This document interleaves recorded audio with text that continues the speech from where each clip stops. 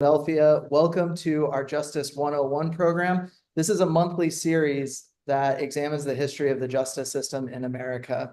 And we have a great program for you today. I'm joined by Dr. Orisanmi Burton to discuss his incredible book, Tip of the Spear, Black Radicalism, Prison Repression, and the Long Attica Revolt. Folks, our Q&A function is open, so please drop your questions for Dr. Burton in there, and we'll do our best to answer them throughout our program. I want to introduce our guest today and then get right into our discussion as there is much ground to cover. Dr. Orisanmi Burton is an assistant professor of anthropology at American University. His research employs ethnographic and archival methods to examine historical collisions between Black radical organizations and state repression in the United States. Dr. Burton received his BA in interdisciplinary social inquiry from Hampshire College, a master's in library and information science from Long Island University, and a PhD in sociocultural anthropology from the University of North Carolina at Chapel Hill. Dr. Burton's work has been published in North American Dialogue, The Black Scholar, Radical History Review, American Anthropologist, among other outlets, and has received support from the Wenner Gren Foundation, the Radcliffe Institute for Advanced Study at Harvard University, and the Marguerite Casey Foundation, which selected him as a 2021 Freedom Scholar. Dr. Burton's first book, entitled Tip of the Spear, Black Radicalism, Prison Repression, and the Long Attica Revolt, was published by the University of California Press in 2023. Dr. Burton, thank you for being with us today. It's my pleasure. Thanks for having me. So before we get into the content of your book, I'd like to ask you about sources. You say that through your work, you're engaged in archival warfare. Tell us how this book challenges other scholarship on the subject and draws from unique sources. Yeah, I mean, it's a big question. The easiest way to get into it is to tell you a little bit about how the project emerged. The project didn't grow out of just kind of an abstract question, scholarly question. It really grew from what I call an intergenerational assignment, in which a key elder in the prison movement, right? The book is about the prison movement. A key elder in the prison movement said that, look, like, we've done a lot of historical research and analysis about the history of the prison, about what its function is, but no scholar has been able to comprehensively draw on our theoretical and intellectual labor to make an argument about what prisons are, where they come from, and that history. And so really we would benefit from someone with your background doing that work. And so that's sort of the genesis of the project. It grew out of this kind of assignment to do a different kind of research. And so then I had to ask the question, well, why is it that that story hasn't been told? And part of why it hasn't been told is because of this over-reliance on, what I call the carceral archive, or you could call it the state archive, or you could call it a counterinsurgent archive. And this is really premised on the idea that the primary sources and the most reliable sources about what prisons are and where they come from are produced and preserved by the state. That's sort of the assumption of the dominant the dominant mode of making arguments about prisons. And I took a different approach. I really wanted to look at, it's not to say that state sources are inherently, invalid, but rather to say that these sources are part of a narrative contest with other kinds of sources that are produced and archived by criminalized populations themselves, and populations who have been labeled pathological or anti-intellectual or untrustworthy. And so really what I wanted to do was actually to start with those sources that have been discredited largely for political reasons, and then to read the official narratives in the official state archive against these discredited sources, not with the goal of demonstrating that one is true and the other is false, but rather to show that tension, because what I'm talking about in my book is a power struggle, a political struggle that's happening at the site of the prison. And what I also wanted to show is that this political struggle unfolds um, in the domain of the archive, in the domain of evidence, where different voices are literally colliding with one another, and that this is part of the story itself. Right, for sure. So Tip of the Spear argues that the events that took place at Attica Prison in September of 1971 did not occur in a vacuum, that they're part of what you call the Long Attica Revolt. So tell us, what is the Long Attica Revolt? When did it begin? And has it ever ended?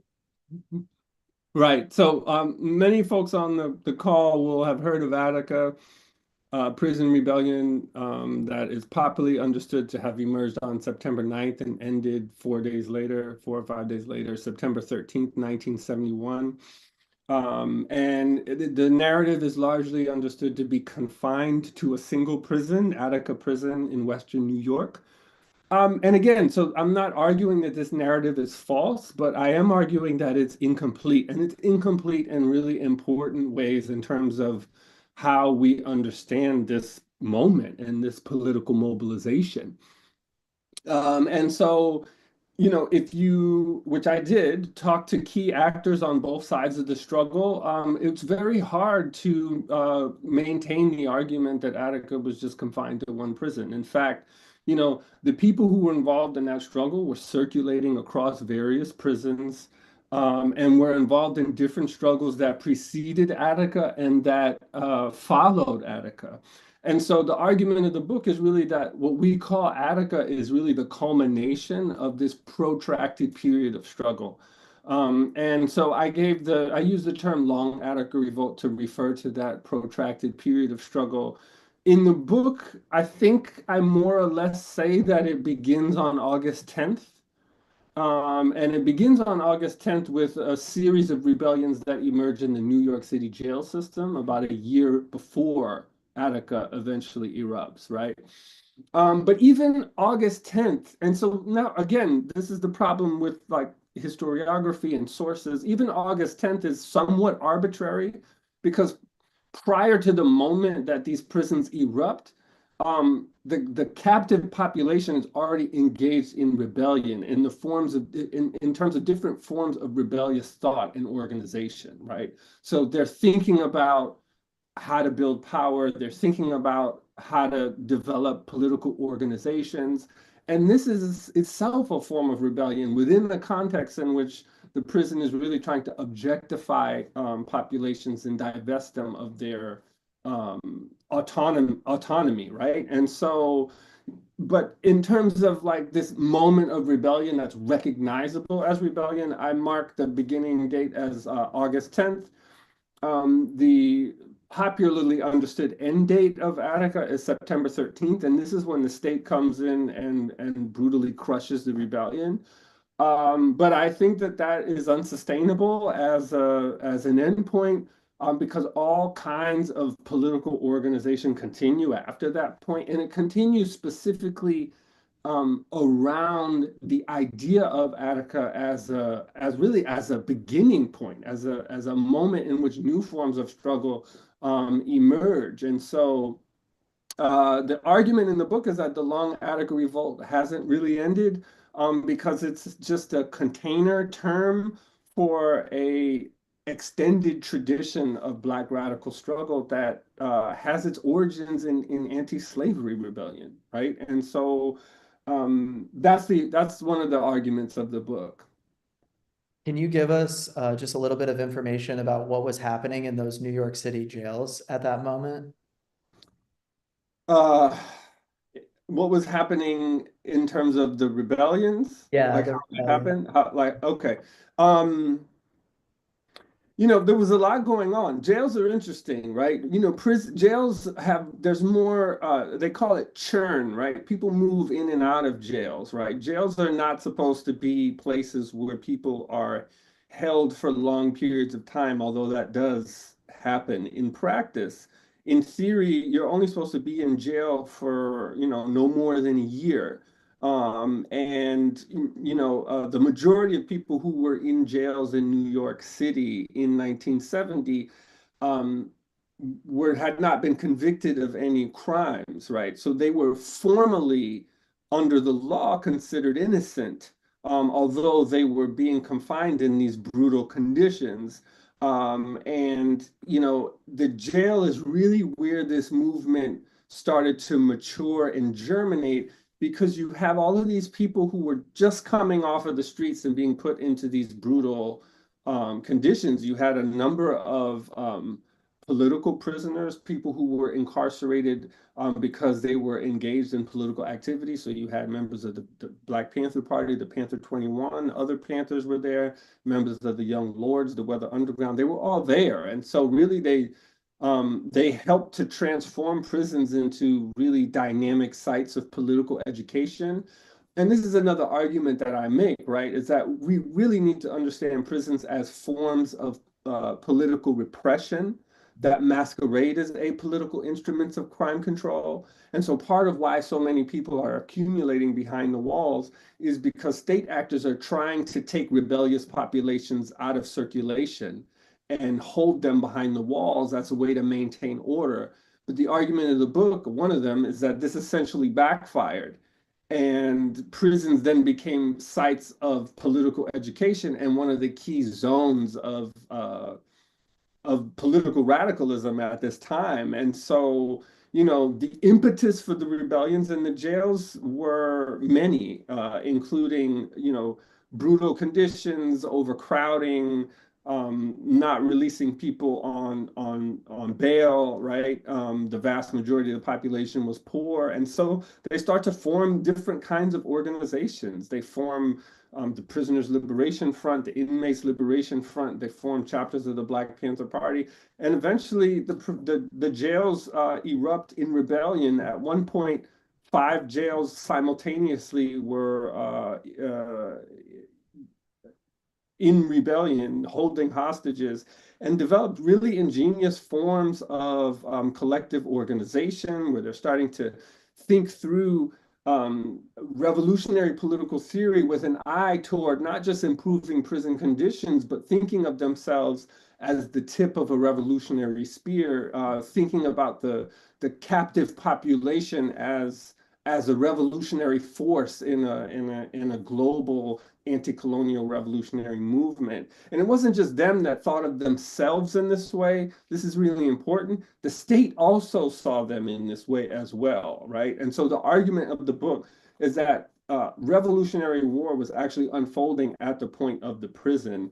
And part of why we haven't been able to understand this is because we rely too heavily on these official archives and really just a specific subset of official archives, right? So not really looking at what the FBI or the CIA was talking about in terms of what was going on in prisons, but really just looking at what lawyers embedded within the prison system were saying about the prison in ways that accorded to its official function, as opposed to looking at what some state actors who were kind of operating in the shadows were saying about how they were attempting to use prisons in ways that were contrary to their official function. And I think that is what has been missing in terms of how we've analyzed prisons. We've too often assumed that the primary function of the prison is a criminal justice function,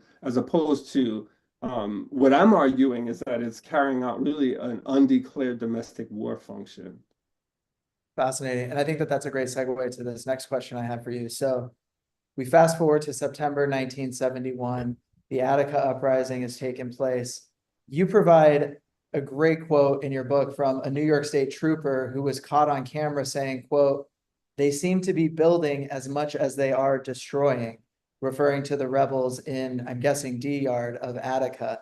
So can you describe what this commune in D Yard looks like for us, both physically and what it means in a revolutionary sense?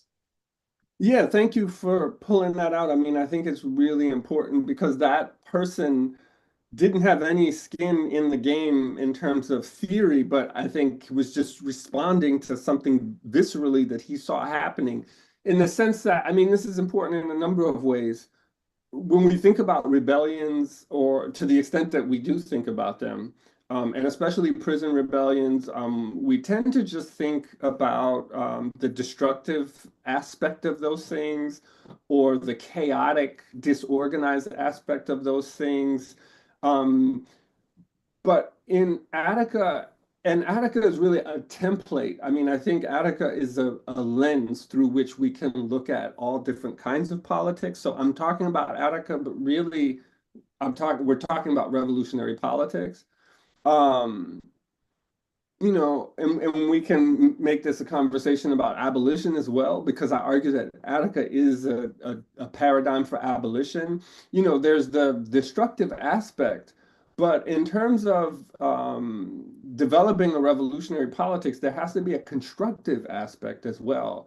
And I think we see this, if we know how and where to look, unfolding really beautifully in Attica. So after they take over the prison, um, they created this empty space that could have been filled by anything, right? And so what initially happens after the initial moments of the riot, rebellion, whatever you want to call it, after the initial moments, there was chaos. People were like looking for the drugs in the infirmary.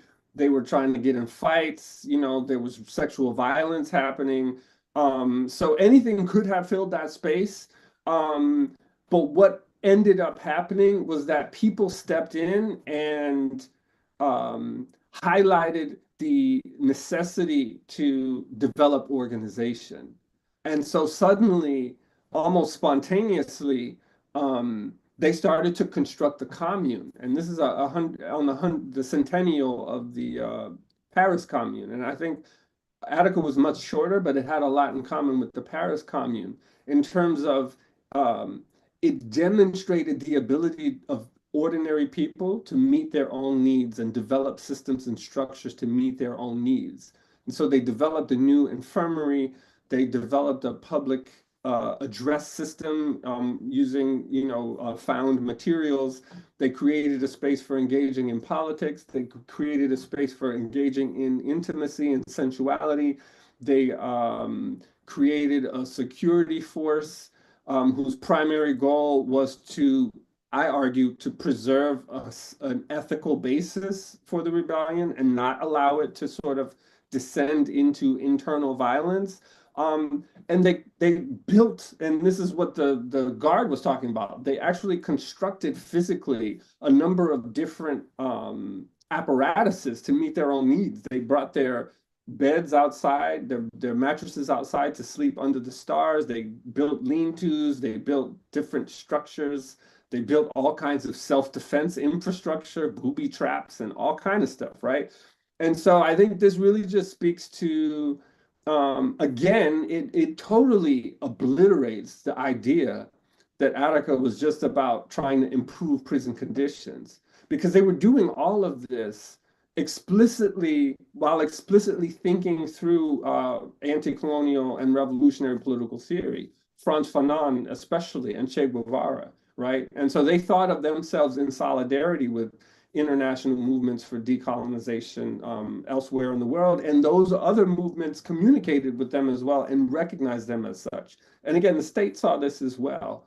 So it was a way for me to try to highlight the productive aspects of rebellion, and that, simply rebelling against one's captors is not sufficient for a revolutionary or an abolitionist politics. And I think we have a lot to learn from what they ended up doing.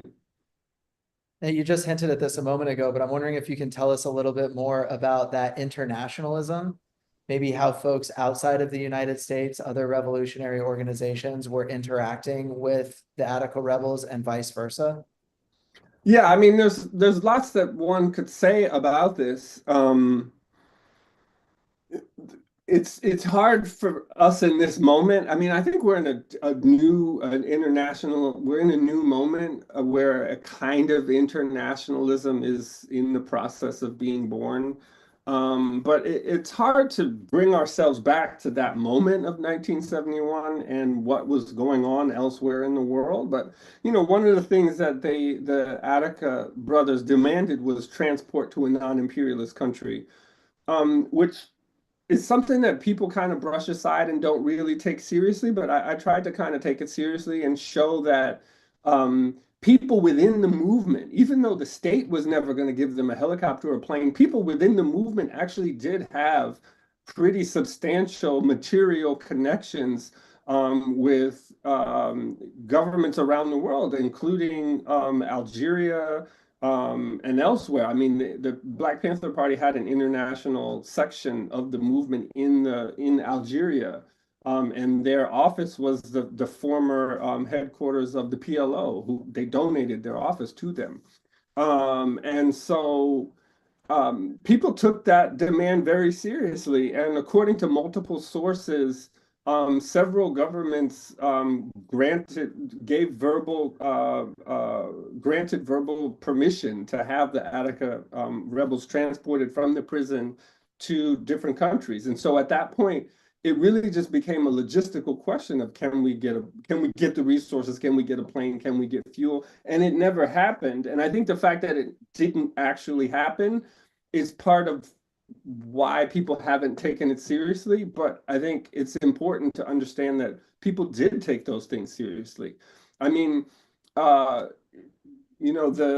some of the demands that were issued in Attica prior to the rebellion were later translated into the Vietnamese language and distributed among Vietnamese prisoners of war in South Vietnam. A couple days after the Attica, I think it was like a week after the Attica rebellion, there was a major rebellion in, I believe it's pronounced Ascalon prison, which is an Israeli prison, which was populated with Palestinian political prisoners. And the head of the Israeli prison system said that it was because some of the Palestinian political prisoners had gotten hold of some newspapers which talked about Attica, right? So like actual kind of material solidarity. And we could go on, and they were writing letters back and forth through couriers, right? So there was actual communication happening. So there was a real sense of internationalism there for sure. That's fascinating. So you referred a moment ago to the Attica Uprising as an abolitionist project. In your book, you also point out that the commune itself had a prison. I think it was nicknamed the People's Prison. Can you tell us a little bit about the existence of a makeshift prison within the commune and also other perspectives at Attica that maybe weren't down with the revolutionary language or thought that was taking place at that moment? Yeah, I mean the first thing that I think I would want to establish is that my argument is that, you know, the roots of the contemporary prison abolitionist movement are to be found in moments like Attica.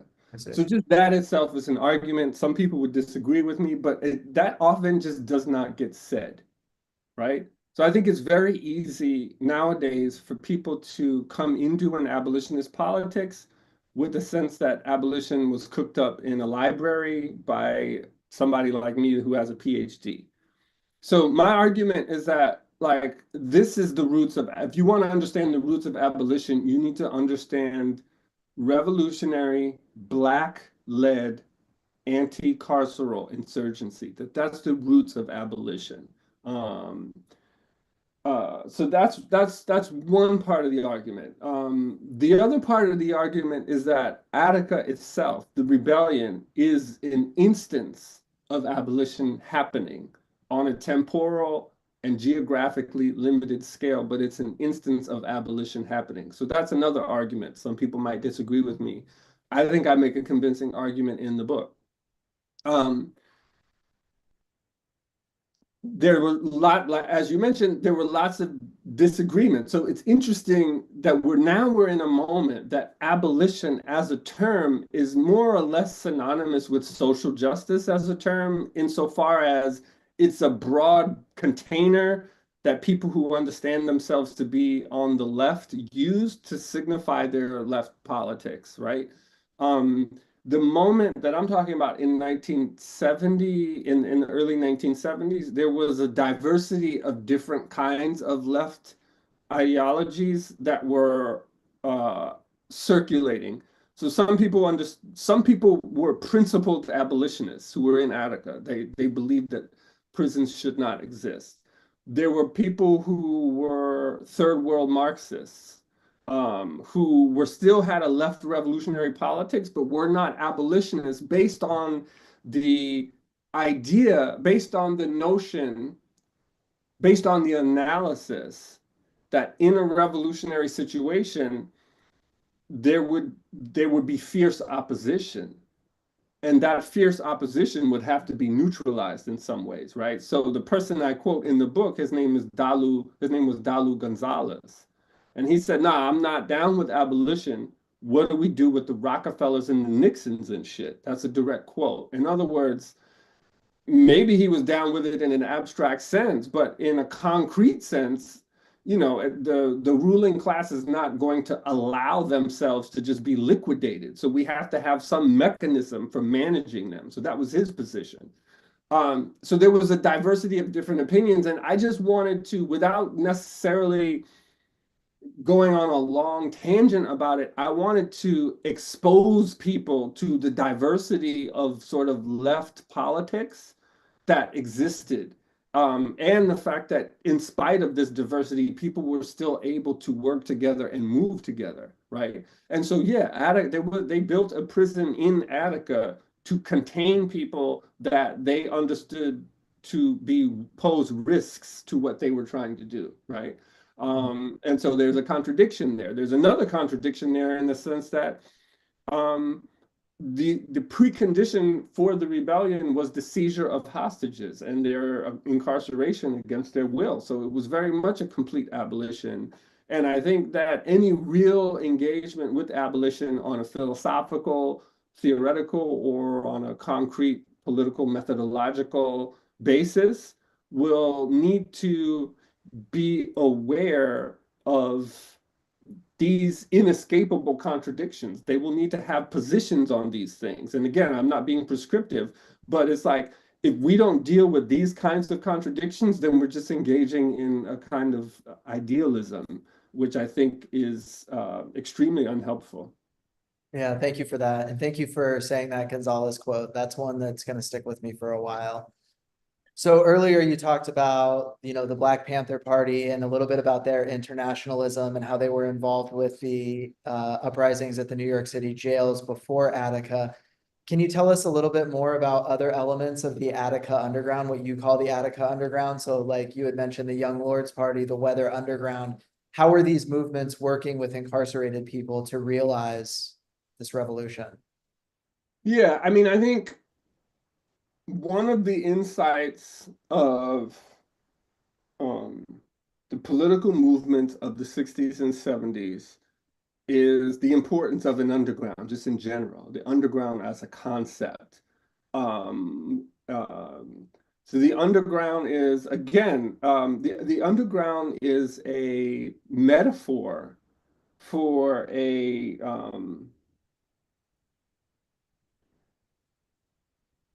form of political engagement that how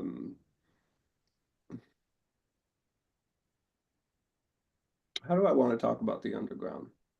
Hmm.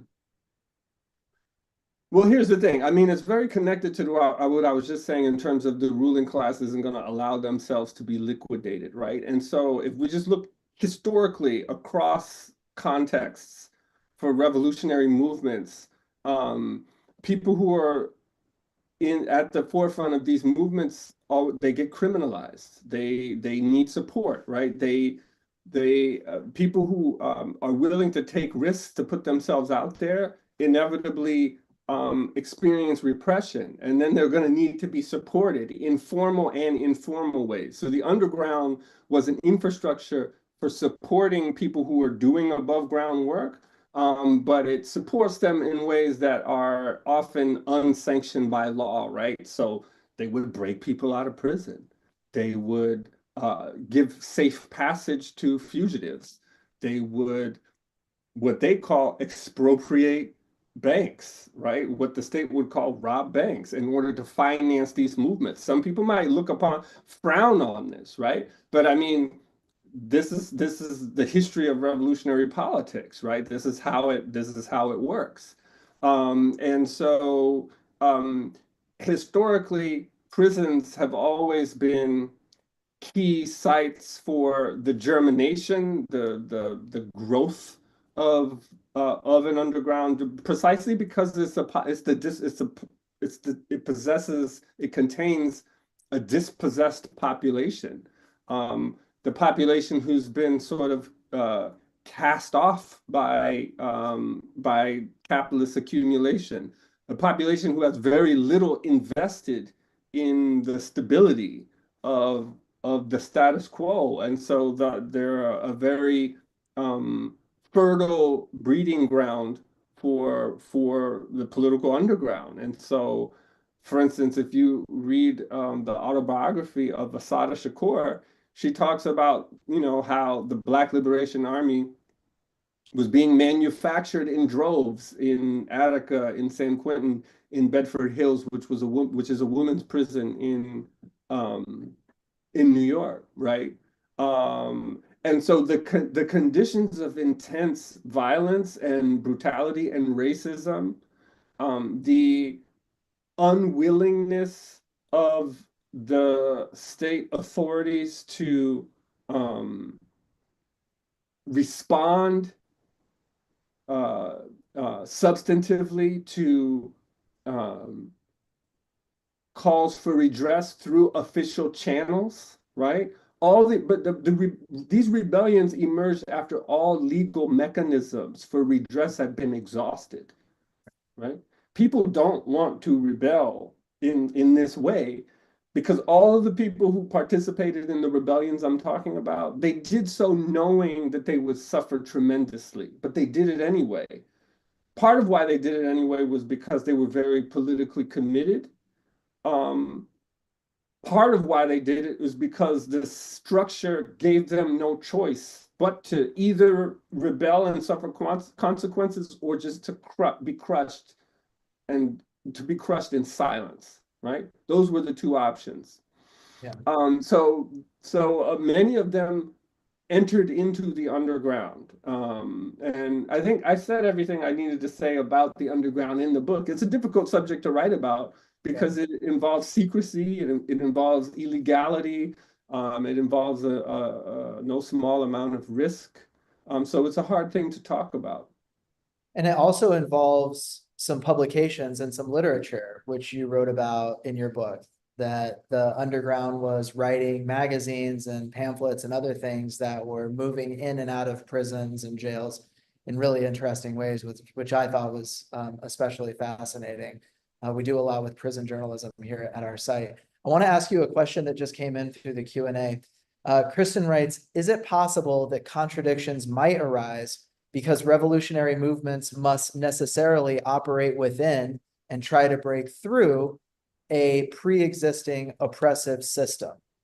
She says, I hope that makes sense. No, I mean, I think that's right. I think the question speaks to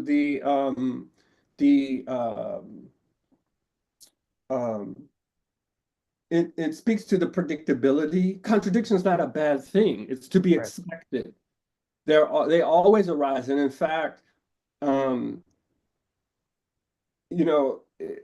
conversations about dialectics, contradiction, antagonism, like these were some of the key theoretical and methodological tools that these folks were using in order to develop their political theory. So 100%, contradiction is not a bad thing. It's to be expected. And the issue is, okay, how do we resolve this in such a way that helps us advance our movement? And we know that when our movement advances, we're going to face new kinds of challenges or new kinds of contradictions that are going to require different kinds of responses. And that process is understood to be an ongoing process that really has no end. And so in the way that they were thinking about contradiction, it was a normal and predictable outcome of a process of struggle. And it has a lot to do with the structural limitations placed on um, placed on an organization's capacity to realize their will in any given situation. So, I mean, I think the question is exactly right. So in a later chapter of your book, you address this topic of hidden war, which I found especially provocative. And essentially, if I'm understanding your argument correctly, you're saying that prison reform, as we understand it, is actually a tool that the state uses to expand and reinforce the violence of prisons. You write that this has four components: expansion, humanization, diversification, and programification. This topic alone is probably worthy of several hours of discussion, but I did want to ask you to elaborate on that chapter a little bit. And if you can, maybe give us one or two examples of each of those four things, understanding how prison reform is perhaps being used in ways that we might not expect. Yeah, there are more than those four things. Those are the four that I felt like writing about. So, another one is diversity and inclusion, which is a counterinsurgent strategy. And it's weird to say that at this moment when DEI is under attack by, our fascist government. But it's true. But I felt like that particular formation had been sufficiently critiqued, but I might be wrong about that. But anyway, so again, the argument of the book, or maybe I didn't make this clear, the argument of the book is that prisons are really a paradigm through which to understand the broader world. That's one of the key arguments that the Black radicals that I center in the book were making. So chapter 5 is very much about prison reform, but it's really about the politics of reform more broadly. So everything that I'm going to say or everything that's in the chapter is applicable to how reform works in the outside world, even if it isn't specifically oriented around the kind of four strategies of reform that I mentioned in the book. The other thing I want to say at the outset is that this really isn't my argument. I mean, no one had sufficiently demonstrated this with the clarity that I tried to in the book, but this is not a novel argument. What I'm arguing is that prisons are a site of counterinsurgency. Counterinsurgency is a specific kind of warfare. In order to write this book, I studied counterinsurgency. If you read what counterinsurgency theorists have said about counterinsurgency, they talk about reform in this way. And they're not trying to hide it. So you could read Low Intensity Warfare by Frank Kitson. You can read the Counterinsurgency Field Manual by David Petraeus. All of them talk about the need for reform specifically as a cynical weapon to destabilize revolutionary movements. What counterinsurgency is all about is it's all about separating what the ruling authority understands to be revolutionaries from the sheep who can be molded in any particular kind of way. So they understand all movements contain what they call a hardcore revolutionaries, and then it contains a whole bunch of fellow travelers. What counterinsurgents are trying to do is identify who the hardcore is and to target them with extremely repressive measures of neutralization, including mind control, assassination, whatever, because that population can't be manipulated. That's what they think, right? And then to target the vast majority of the population who they think are sheep with programs that are designed to bring them into the fold, to re-legitimize the ruling authority. And the way you do that is through reform. So there's a French counterinsurgency guy named David Galula who wrote a book, I think it's called Counterinsurgency, where he literally says, first we got to kill all the revolutionaries. After we do that, then we look at their demands, we cross out the ones that we don't want to meet, and then we meet the ones that we can meet, but we do so in ways that enhance our ability to rule, right? So this isn't my argument. They said that, like they talk about this. It's all in their manuals, and it finds its way into the official documentation of prison management literature. All right. Okay, so with all that said, we get the reforms that happen after Attica, right? In the first instance, I try to make it very clear in the book, the state understood Attica to be a revolutionary movement or a proto-revolutionary movement. So the state was not concerned with the fact that these people were asking for prison reform. They were concerned that they were developing international ties and thinking about themselves as revolutionaries. The governor Nelson Rockefeller was chief among the people who was thinking in this way. Nixon was thinking in this way. J. Edgar Hoover was thinking in this way. Lots of other people whose names are not well known were thinking in this way. So the first thing is Attica was a revolutionary movement. And so Rockefeller, who had extensive counterinsurgency experience in Latin America, embarks upon this prison reform program that's aimed to promote this idea that prisons are becoming more benevolent while at the same time intensifying the state's ability to dominate populations, not only in prisons, but outside of prisons as well. And this happens through a number of ways. I know I've been talking for a while already. We can say, I'll tell, the first one is expansion. Build more prisons, right? So this is one of the responses to Attica, to build more prisons. Why?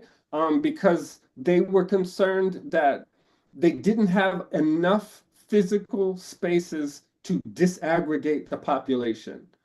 They felt that they were collecting too many volatile mixes of people into single prisons and that this was contributing to rebellions.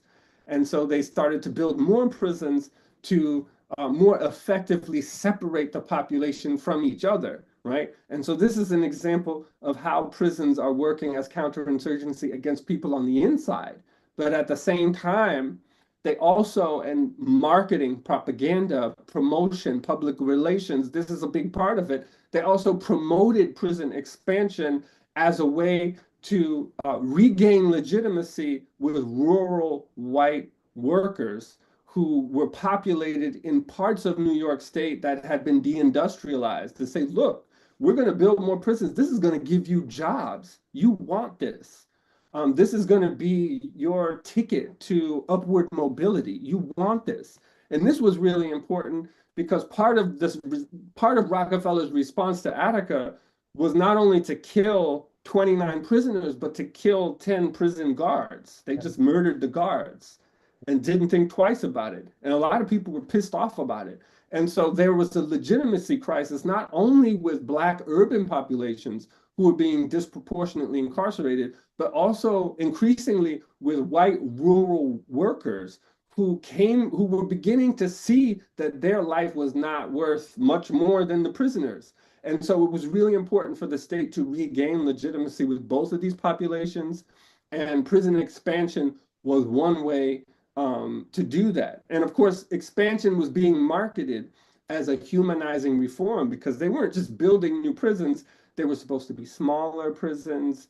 They were supposed to be more gentle prisons. They were supposed to be this. They were supposed to be that. But if you look deeper, all of these narratives are rife with contradiction. And all of them were all about maintaining dominance and power. They weren't about making prisons more benevolent in any way. Yeah, that sounds eerily familiar to what we're hearing in New York City today about closing Rikers Island, but building smaller jails throughout New York City. It's the same narrative. I mean, there's a part in the book. This is what I'm saying. The people that I'm talking about, most of them don't have formal education, but they're extremely intelligent. And this is part of why they were repressed in the way that they were, because they were fearless and extremely intelligent. There's a quote from Joseph Little. I think he survived the Attica massacre. He had been out for 4 days and they were having this public hearing on prison reform in New York. And he just he and others just bursted into the public hearing and interrupted the hearing. And one of the things that Joseph Little says is, listen, he said, I've read all the prison reform narratives over the past 100 years, and you all are recycling the same narrative. So it is the same narrative. Right. It's not similar, it's the same thing. They recycle the same narratives and have been doing that for over 100 years. Yeah. I want to ask you a question from the Q&A. So Seraphin asks, do you believe that every revolutionary movement brings with it a new kind of tyranny, like liberators becoming tyrants? What's your take on that? I think that that is a very popular way that revolutionary movements are delegitimized in the public imagination. I mean, obviously, so this is not, I think that there's a kernel of truth. I mean, in the sense that I think all people have the capacity to do terrible things. All movements have the capacity to, I mean, I think that capacity is there, right? But I also think that there's this narrative, I'm thinking of like Animal Farm, right? Which is, a really important piece of sort of like anti-communist literature. That this idea that that is a foregone conclusion, I think that that's been really one of the most effective ways to get people to not even investigate the history of some of these movements or why some of these movements failed, to just sort of, and I'm not saying that this is what the question asker is doing, but I think this is a really powerful narrative that ultimately leads to a sense of fatalism, because it's a sense, it just leads to a sense of, well, why bother? Because new kinds of tyranny will emerge. And sometimes the people who are crying about tyranny are the ones who have been expropriated of their wealth, right? I mean, it's like, so for someone who was able to control massive amounts of land and wealth, having that land and wealth expropriated and redistributed in a different kind of way, I'm sure that does feel like tyranny. So there's that as well. But I think that that's a really powerful propaganda narrative that is present in almost all aspects of our culture, which again is not to say that every self-proclaimed revolutionary movement has always upheld its principles. I mean, we have to learn from the victories and the mistakes of these movements, but I would be extremely cautious of just having that as a kind of a default taken for granted a position about revolutionary or self-professed revolutionary movements in general. Hope that made sense. Right. So your book came out in 2023. It's still very new. What have you learned since its publication? Has anything about your analysis changed? Has anything come to light? You mentioned a moment ago briefly that you might be like questioning something. You were talking about diversity and inclusion and said, I might be wrong about that. Has anything changed in your analysis since the publication of the book? No.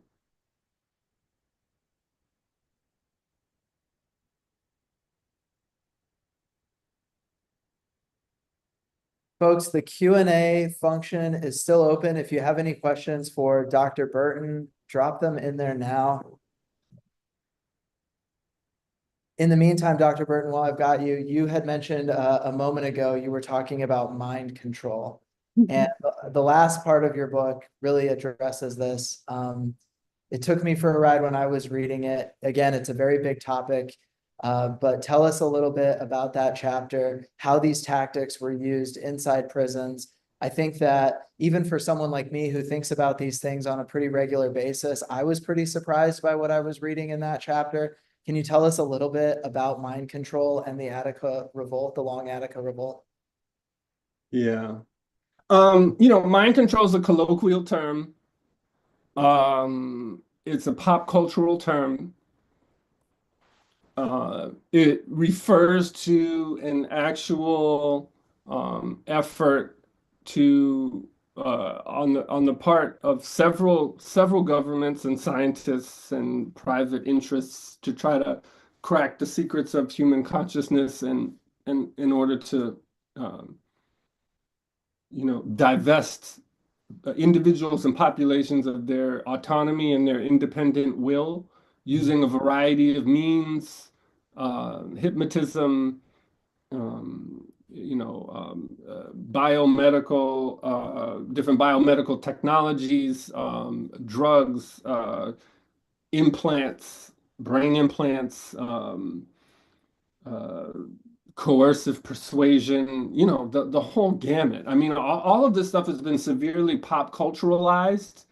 Um, Folks might be familiar with MK Ultra, which is the most popular cryptonym for a whole series of secret Cold War era CIA programs to try to do this, in which US populations and populations abroad were unwittingly used as test subjects for a wide variety of experiments. Prisons were major sites of these experiments. And this whole subject, and I kind of had some trepidation about wading into this terrain because it's, like I said, it's been so pop culturalized, and it's kind of like fodder for kind of a vulgar notion of a conspiracy theorist, right? But it's also true that, a part of why there's so many conspiracy theories about the subject is because there's so little documentation about it. Part of why there's so little documentation about it is because the vast majority of CIA files related to this question were destroyed in 1973. And in the absence of sort of documentation about these things, that's the context that gives rise to like sort of conspiracy theories, right? What we do know, I mean, there are certain things that we already knew before the book came out. We knew about the Holmesburg prison experiments in Pennsylvania that were attached to the CIA. We knew about a wide array, and when I say new, I mean it's public knowledge. Now, the fact that it's public knowledge but still not widely known is a whole other thing, right? But another thing that was public knowledge is that the CIA admitted in 76 or 78 that it was doing experiments in Vacaville prison, which is this experimental behavior modification prison in California. All right. Rockefeller was the governor of New York during Attica. He is tied to the Rockefeller Family Foundation and fortune. They have all kind of vested interests in psychiatry. They help fund Nazi eugenics research. And they helped found the McGill School of Psychiatry and Psychology at McGill University in Montreal, which we know from what little MK Ultra files do exist was a key site of MK Ultra research. I found that in 1968, Rockefeller signs an agreement with McGill psychiatrists to come to New York to do what looked like pretty banal experiments. And so, but I was hearing from people that I interviewed, again, this is back to the question of state sources. The people I was interviewing were telling me all kind of stuff that was easily, I mean, you could easily dismiss it if you wanted to, but I decided to take it seriously. And so I started with what they were telling me, and then I scoured different state archives to try to corroborate what they were telling me. And in doing so, I demonstrated, here's what I proved. I proved that McGill psychologists and psychiatrists were doing all kinds of experiments on people, behavior modification experiments, using drugs to see if those drugs would make them more terrified, doing electroshock therapy to try to depoliticize them. And they were doing all that. They were doing sexual experiments, trying to manipulate people's sexual desires.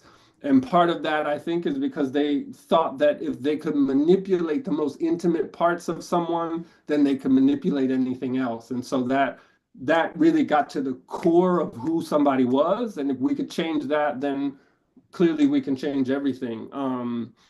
It's hard to know the outcome of these experiments because most of this stuff was not published, right? They would publish something that was innocuous, but it's clear that they were doing other stuff and that other stuff circulated through other kinds of channels. I do make the argument that this was tied to the CIA and MK Ultra. I think I make a convincing argument. You can't prove that sort of thing because the only thing that becomes irrefutable proof is if the CIA were to admit this, which they wouldn't do, which they have no reason to do. And so it's an accusation.